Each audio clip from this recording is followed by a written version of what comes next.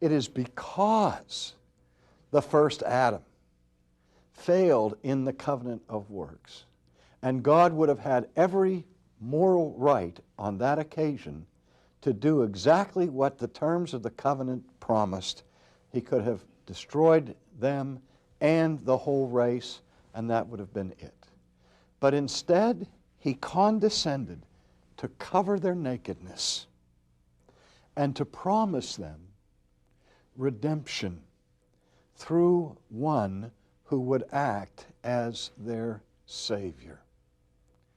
And so that God then at that point institutes the covenant of grace, which is given to Abraham, which is given to Moses, which is given throughout the Old Testament, the promise that God would redeem His people who were guilty according to the covenant of works, that He would save His people through another way.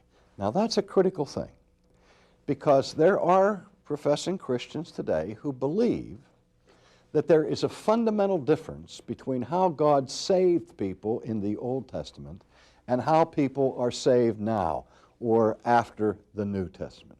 That, despite Paul's laboring the point in the 3rd, 4th, and 5th chapters of Romans, using Abraham as his illustration, that salvation was accomplished in the Old Testament by grace, just as it is in the New Testament, and that Abraham was justified not by the works of the law, but by faith in the promised Messiah. The difference is the difference between promise and fulfillment.